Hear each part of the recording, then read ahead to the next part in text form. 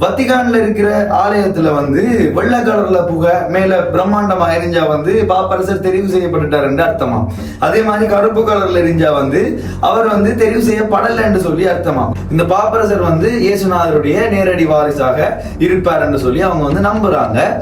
உலகத்திலேயே மிக சிறிய நாடு இந்த வத்திகான் என்ற நாடு. இப்ப பாப்பரசர் தெரிவு செய்யப்பட்ட பிறகு அவருக்கு சம்பளம் வந்து கொடுக்கப்பட போறதில்லை.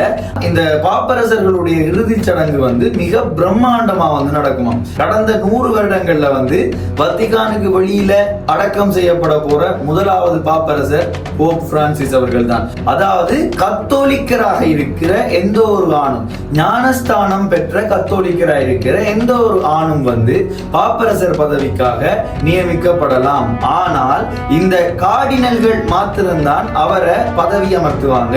2025ஆம் ஆண்டு தரவின்படி 252 கார்டினல்கள் வந்து உலகமெங்கிலும் இருக்கிறதா வந்து தரவுகள் சொல்லப்படுது. வத்திகானை விட்டு இந்த 252 கார்டினல்களும் வெளியில போக முடியாது. முக்கியமா இந்த 80 வயதுக்கு மேற்பட்ட கார்டினல்கள் வந்து வெளியே போக முடியாது. அதுக்குரிய மாதிரி ரகசியமான முறையில தான் இந்த வாக்கெடுப்பு நடைபெறும் என்றத உலகெங்கிலும் இருக்கிற கிறிஸ்தவர்கள் வந்து நம்புறாங்க.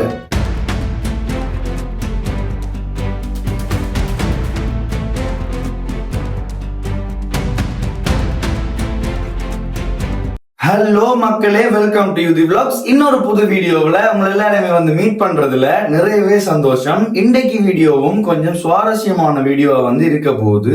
எதை பத்தி என்று சொல்லி இந்த போட்டோவை பார்க்கக்கூடிய உங்களுக்கு எல்லாருக்குமே தெரிஞ்சிருக்கும்.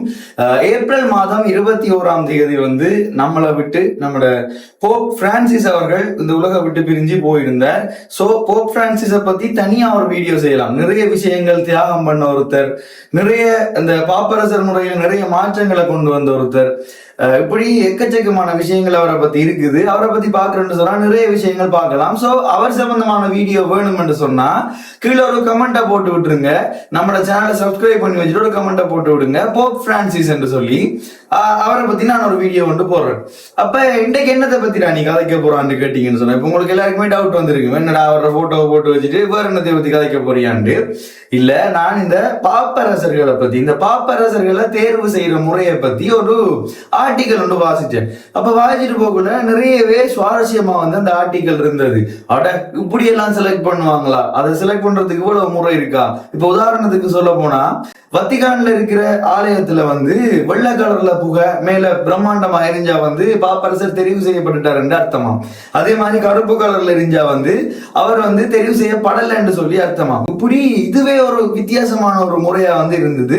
சோ இதை பத்தி விளக்கமா உங்களுக்கு சொல்லணும்ன்றதுக்காக பாயிண்ட்ஸ் எல்லாம் வந்து எடுத்து வச்சிருக்கேன். ஒவ்வொரு பாயிண்ட்ஸை பத்தி அப்படி விளங்கப்படுத்தி கொண்டு போறேன். சிம்பிளா அண்ட் ஈஸியா உங்களுக்கு விளங்குற மாதிரி சுவாரஸ்யமா இந்த வீடியோ வந்து இருக்க போகுது. வீடியோ ஃபுல்லா பாருங்க, நிறைய அலட்டாம வாங்க வீடியோக்குள்ள போலாம். ஓகே, நம்ம முன்னுக்கு சொன்ன மாதிரி இந்த பாப்பரசர்களை தேர்வு செய்யற முறையத்தான் வந்து பார்க்க போறோம். இந்த வருஷம் 21ஆம் தேதி வந்து போப் பிரான்சிஸ் அவர்கள் இந்த உலகத்தை விட்டு போயிருந்தார். சோ அதுக்கு பிறகு இப்ப அடுத்த பாப்பரசரை வந்து தெரிவு செஞ்சாலும், அப்ப நம்ம அரசியல் கட்சிகள் எடுத்துக்கொண்டோம்னு சொன்னா ஒரு ஜனாதிபதியோ இல்ல ஒரு வேட்பாளரையோ நாங்க வந்து பாராளுமன்றத்துக்கு அனுப்புறதுக்காக தெரிவு செய்யறதுக்காக இருக்கட்டும், இப்படி ஏதாவது ஒண்ணு நடத்துறதுக்கு ஒரு எலெக்ஷன் வந்து வைப்போம். அதே மாதிரி ஒரு தெரிவு முறை வந்து இந்த பாப்பரசரை தெரிவு செய்யறதுக்கு வந்து நடைமுறையில வந்து இருக்குது. சோ அதைத்தான் வந்து விளக்கமா சொன்னோம் என்று சொன்னா, இந்த பாப்பரசர் என்று சொன்னா யாருன்னு முதல்ல பாத்தீங்கன்னு சொன்னா ஒட்டுமொத்த கிறிஸ்டியன்ஸ், அதாவது கிறிஸ்தவர்களுடைய தலைவர் தான் இந்த பாப்பரசர். முக்கியமா இந்த கத்தோலிக்க மதத்தை சேர்ந்தவர்கள். இந்த இப்ப நம்மளோட இந்துக்கள்ல வந்து ஒவ்வொரு பிரிவுகள் இருக்குல்ல, வைஷ்ணவம், சாக்தம் அப்படின்னு சொல்லி எக்கச்சக்கமான வகைகள் இருக்கு. அது மாதிரி கிறிஸ்தவத்திலேயும் வந்து கத்தோலிக்கம், ரோமன் கத்தோலிக்கம் என்று சொல்லி வேற வேற வகைகள் வந்து இருக்குது. சோ அதை பத்தி நம்ம டீப்பா போக தேவையில்லை. அப்ப அவங்களுடைய தலைவர் தான் இந்த பாப்பரசர். இவரை வந்து அவங்க எப்படி பாக்குறாங்கன்னு சொன்னா, இயேசுநாதருடைய நேரடி வாரிசாக வந்து இவரை நம்புறாங்க. இந்த பாப்பரசர் வந்து இயேசுநாதருடைய நேரடி வாரிசாக இருப்பார் என்று சொல்லி அவங்க வந்து நம்புறாங்க. ஏனென்று சொன்னா அந்த தேர்வு செய்யற முறையும் இதுக்கு ஒரு காரணம். இந்த தேர்வு செய்யற முறை ஏன் காரணம் என்று சொல்றேன்னு சொன்னா, கார்டினல்கள் என்று சொல்லப்படுறவங்க வந்து இந்த வத்திகான்ல வந்து ஒன்று சேருவாங்களாம். இந்த கார்டினல்கள் என்று சொல்லப்படுறாங்க யாருன்றதுல நான் போக சொல்லி கொண்டு போறேன். இவங்கெல்லாம் வந்து ஒன்று சேர்ந்து இந்த வத்திக்கானுக்குள்ள வந்து இவங்களுக்கும் வெளி உலகத்துக்கும் எந்த தொடர்புமே இல்லாம இவங்களா வந்து இவங்கெல்லாம் இந்த இதுக்கு பாப்பரசராக இருக்கிறதுக்கு தகுதியுடையவங்கன்றத தெரிஞ்சு கொண்டு இவங்களுக்கு வந்து ஓட் பண்றாங்க. இதுதான் இந்த பாப்பரசரை தெரிவு செய்யறதுக்கான முறை. நான் கேட்கிறேன், நான் வந்து பாப்பரசர் ஆக போறேன்னு சொல்லி யாருமே வந்து சொல்ல இயலாதான். அவங்க பரிந்துரைக்கப்பட்டு அவங்களாலேயே தெரிவு செய்யப்படுறதுதான் வந்து இந்த பாப்பரசரை வந்து தெரிவு செய்யறாங்க. அவங்களுக்கே ஐடியா இருக்காதான் இவர் யாரு, இவர் எப்படி இருக்கிறாருன்றத வந்து தெரிஞ்சு கொண்டு வெளியுலகத்தோட எந்த தொடர்புமே இல்லாம அதுக்குள்ளே இருந்து வத்திக்கானுக்குள்ளே இருந்து வந்து இந்த பாப்பரசர் தெரிவு செய்யப்படுறார். இந்த பாப்பரசர் வந்து எங்க இருக்கிறார் என்று பாத்தீங்கன்னு சொன்னா வத்திக்கான் என்ற நகரத்துல இருக்கிறார். நான் இதுக்கு முன்னுக்கு சொல்லி இருந்தேன். இந்த வத்திக்கான் என்ற பேர் வந்து 2-3 தரம் வந்து நான் சொல்லி இருப்பேன். உலகத்திலேயே மிக சிறிய நாடு இந்த வத்திக்கான் என்ற நாடு. இந்த வத்திக்கான் தான் உலகத்திலேயே மிகச்சிறிய நாடு. இது வந்து இத்தாலிக்கு சரியா பக்கத்துல இருக்குது நினைக்கிறேன். இத்தாலிக்கு பக்கத்துல தான் வந்து இந்த நாடு வந்து இருக்குது. இங்கதான் இந்த பாப்பரசர் வந்து வசிக்கிறார். அப்ப அவருடைய உத்தியோகபூர்வ வாசஸ்தலம் இந்த வத்திக்கான்ல வந்து இருக்குது. அப்ப உத்தியோகபூர்வ வாசஸ்தலம் என்று சொல்றேன், தலைவர் என்று சொல்லி சொல்றேன். அப்ப இவருக்கு சம்பளம் கொடுப்பாங்களான்ற ஒரு டவுட் வரும். இப்ப பாப்பரசர் தெரிவு செய்யப்பட்ட பிறகு அவருக்கு சம்பளம் வந்து கொடுக்கப்பட போறதில்லை. ஆனா இந்த வத்திக்கான் தான் வந்து அதாவது இந்த வத்திக்கானுடைய அரசு தான் வந்து இவர் போறதுக்குரிய செலவு, வாரத்துக்குரிய செலவு, அதாவது போக்குவரத்துக்குரிய செலவு, இவருக்குரிய அனைத்து செலவுகளையும் வந்து பார்த்துக் கொள்றது இந்த வத்திக்கான் நாடுதான் என்று சொன்னா வந்து எவ்வளவு சுவாரஸ்யமா இருக்குன்னு யோசிச்சு பாருங்க. ஒரு மதத்தினுடைய தலைவர், உச்சகட்ட தலைவர் அவர் தான். அவருக்கு கீழே அடுத்தது சொல்லி இந்த கார்டினல்களால தேர்வு செய்யப்படுற பாப்பரசர் வந்து காணப்படுறார். இன்னொரு முக்கியமான விஷயம், இந்த போப் பிரான்சிஸ் இவர் வந்து என்ன செஞ்சிருக்காரு என்று சொன்னா இந்த பாப்பரசர்களுடைய இறுதி சடங்கு வந்து மிக பிரம்மாண்டமா வந்து நடக்குமா. அதுக்கு நிறைய விஷயங்கள் சொல்றாங்க. ஒரு இதால செய்யப்பட்ட பைன் ட்ரீயால செய்யப்பட்ட மரம், இப்படியான பெரிய பெரிய மரங்களால, விலை உயர்ந்த மரங்களால செய்யப்பட்ட அத வந்து பெட்டிகள்ல வந்து வைப்பாங்க. இந்த பாப்பரசரை வந்து வைப்பாங்க பாக்குறதுக்காக, மக்களுடைய பார்வைக்காக வந்து வைப்பாங்க. ஆனா இந்த போப் பிரான்சிஸ் வந்து என்ன செய்திருக்கிறார் பாத்தீங்கன்னு சொன்னா தன்னை வந்து 3 அடுக்கு சவப்பட்டிகள் எல்லாம் வந்து வைக்க கூடாது, சுத்த நாகம் என்ற ஒரு இது வந்து பூசப்பட்ட எளிமையான மரச்சவப்பட்டியில தான் தன்னை புதைக்கணும் என்று சொல்லி தான் வந்து இந்த நடைமுறையை வந்து மாத்தி இருக்கிறார். இதான் நான் முன்னுக்கே சொல்லியிருந்தேன். நிறைய வித்தியாசமான செயற்பாடுகளை செய்தவர் தான் இந்த போப் பிரான்சிஸ். அடுத்த இன்னொரு முக்கியமான விஷயம், இவ்வளவு நாளும் இறந்து போன பாப்பரசர்கள் வந்து வத்திக்கானுக்குள்ளேயே தான் வந்து அடக்கம் செய்யப்பட்டாங்க. ஆனா இந்த போப் பிரான்சிஸ் வந்து வத்திக்கானுக்கு வெளியில அடக்கம் செய்யப்பட போறார். முதல் முறையாக கடந்த 100 வருடங்கள்ல வந்து வத்திக்கானுக்கு வெளியில அடக்கம் செய்யப்பட போற முதலாவது பாப்பரசர் போப் பிரான்சிஸ் அவர்கள் தான். இப்படி எளிமையா வந்து நிறைய நடைமுறைகளை வந்து போப் பிரான்சிஸ் அவர்கள் மாத்தி இருக்கிறார். பாப்பரசராக தெரிவு செய்யப்படுறாக்கள் வந்து நான் முன்னுக்கே சொல்லி இருந்தேன், இவங்க வந்து நாமினேட் பண்ண இயலாது. நான் கேட்க போறேன், நான் போப்பாக போறேன், நான் பாப்பரசராக போறேன்னு சொல்லி கேட்க இயலாது. அப்ப வந்து இவர் எப்படி தேர்வு செய்வாங்க, இந்த பாப்பரசரை வந்து எப்படி தேர்வு செய்வாங்கன்னு பாத்தீங்கன்னு சொன்னால், அதாவது கத்தோலிக்கராக இருக்கிற எந்த ஒரு ஆணும், ஞானஸ்தானம் பெற்ற கத்தோலிக்கராக இருக்கிற எந்த ஒரு ஆணும் வந்து பாப்பரசர் பதவிக்காக நியமிக்கப்படலாம். ஆனால் இந்த கார்டினல்கள் மாத்திரம்தான் அவரை பதவி அமர்த்துவாங்க. இவங்க சொன்னா மட்டும்தான், இந்த கார்டினல்கள் இவ்வளவு பேரும் சொன்னா தான் வந்து பாப்பரசர் பதவிக்காக அவங்க தேர்வு செய்யப்படலாம். 2025ஆம் ஆண்டு தரவின்படி 252 கார்டினல்கள் வந்து உலகமெங்கிலும் இருக்கிறதா வந்து தரவுகள் சொல்லப்படுது. ஆனா இந்த பாப்பரசரை தேர்ந்தெடுக்கிறதுக்கு 80 வயதுக்கு மேற்பட்ட கார்டினல்கள் மட்டும்தான் வந்து உரிமை உடையவர்களாக இருக்கிறாங்க. அப்படி 80 வயதுக்கு, இப்ப 252 பேர்ல 80 வயதுக்கு மேற்பட்டவர்கள் ஒரு 30 பேர் தான் இருக்கிறாங்கன்னு வைங்க. அவங்க மட்டும்தான் இந்த பாப்பரசரை தேர்ந்தெடுக்கிறதுக்கான வாக்களிப்பை வந்து செய்யலாம். இந்த வாக்களிப்பு நடக்கிற முறையும் வந்து வேற லெவல்ல இருக்குது. யார் யாரு கேட்கிறாங்க, யார் யார் வந்து போப்பாக போறாங்கன்றது அவங்களுக்கே வந்து தெரியாதாம். வத்திக்கானை விட்டு இந்த 252 கார்டினல்களும் வெளியில போக முடியாது. முக்கியமா இந்த 80 வயதுக்கு மேற்பட்ட கார்டினல்கள் வந்து வெளியே போக முடியாது. வெளி உலக தொடர்பு எதுவுமே வந்து அவங்களுக்கு இருக்காது.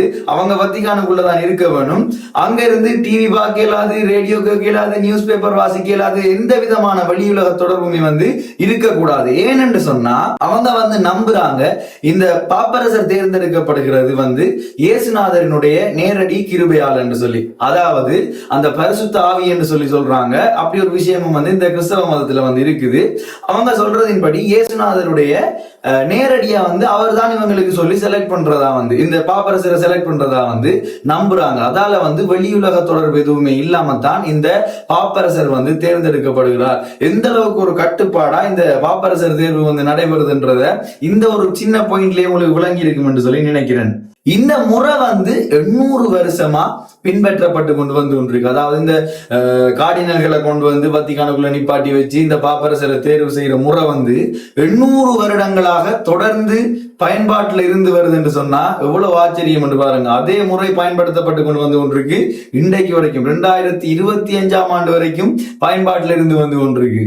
இந்த வத்திக்கானுக்குள்ள தேர்தல் நடக்க போகுது, அதாவது இந்த போப் தேர்வு வந்து நடக்க போகுது என்று சொன்னா எக்ஸ்ட்ரா ஓம்னஸ் என்று சொல்லி ஒரு கட்டளை வந்து பிறப்பிக்கப்படுது. அதுக்குரிய அர்த்தம் என்னன்னு சொல்லி பாத்தீங்கன்னு சொன்னா, அந்த எக்ஸ்ட்ரா ஓம்னஸ் என்றதுக்குரிய அர்த்தம் என்னன்னு சொல்லி பாத்தீங்கன்னு சொன்னா அனைவரும் வெளியே என்று சொல்லப்படுது.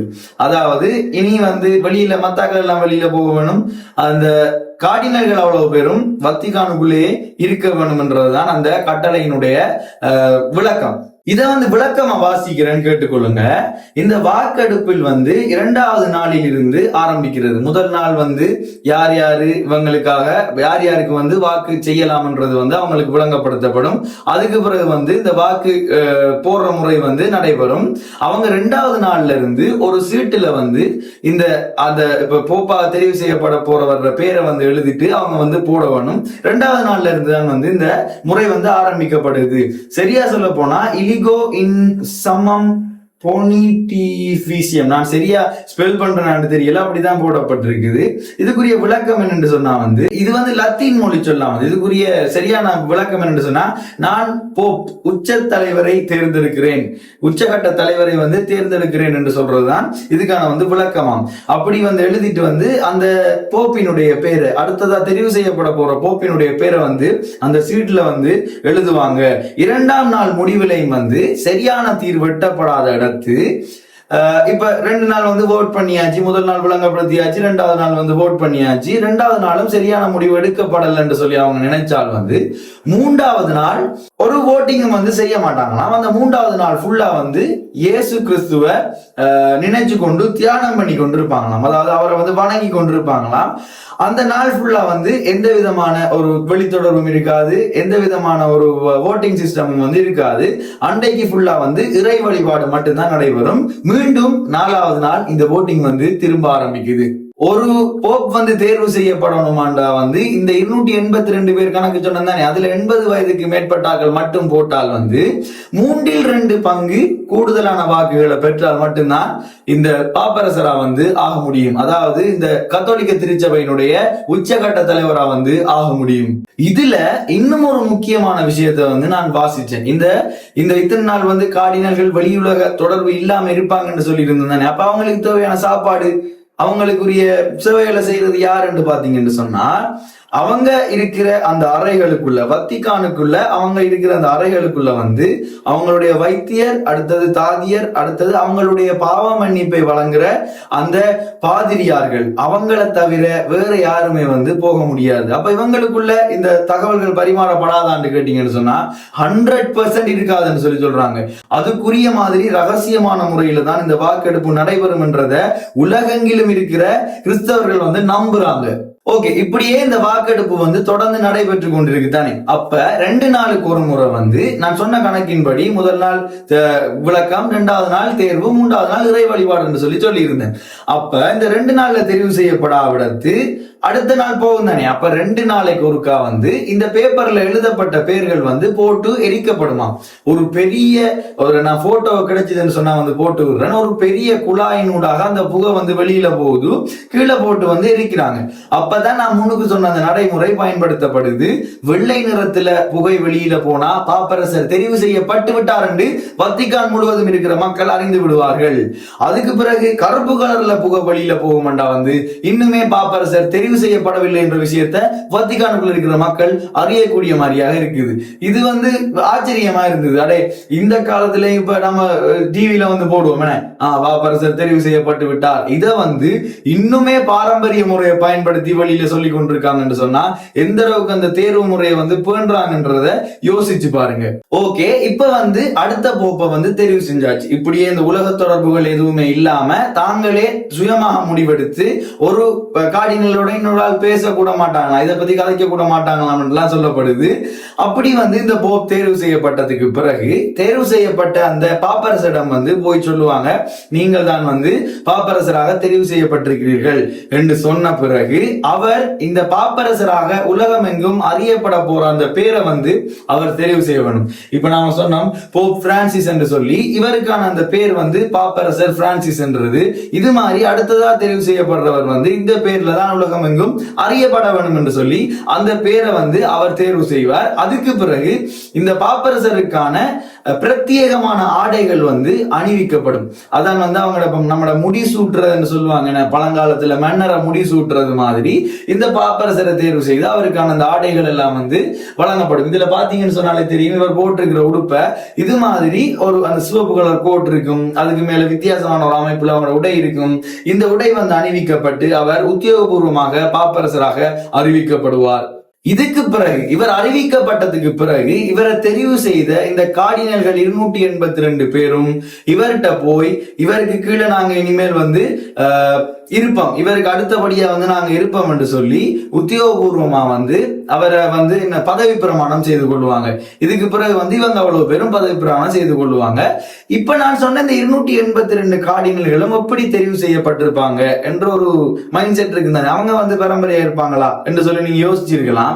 ஆனால் 2024 ஆண்டு இந்த மறைந்த நம்மட போப் பிரான்சிஸ் உடைய தெரிவுல தான் வந்து அவர் தான் வந்து இந்த 282 பேரை வந்து தெரிவு செய்தார் என்று சொன்னா அதான் உண்மையான விஷயம். அவர் தான் 2024 ஆண்டு. இது வந்து மாறிக்கொண்டே இருக்கும். அந்த கார்டினல்களா இருக்கிறதுக்கு வந்து ஒரு சில தகுதிகள் வந்து சொல்லப்படுது. அந்த தகுதிகளின் அடிப்படையில ஒவ்வொரு வருடமும், அது சரியா எனக்கு தெரியல, அவங்க வந்து மாறிக்கொண்டே வந்து இருப்பாங்களாம்.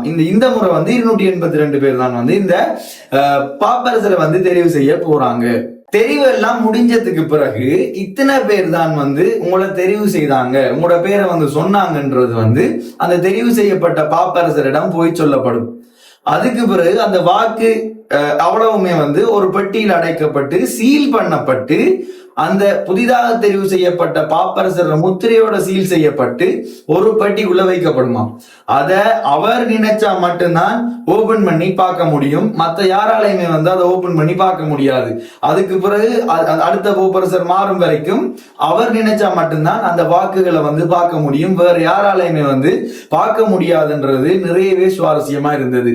இப்படி தெரிவு செய்யப்பட்ட பாப்பரசர் முதலாவதா வந்து மக்கள்கிட்ட வந்து பேசுவார், ஆசீர்வாதம் வழங்குற மாதிரி அந்த பேச்சு வந்து இருக்கும். வெளியில எல்லாருக்குமே வந்து அறிவிச்சிட்டு நான் தான் போப்பாவை தெரிவு செய்யப்பட்டிருக்கிறேன், நான் உங்களுக்கு எல்லாம் சேவையாற்றுவேன் என்ற மாதிரி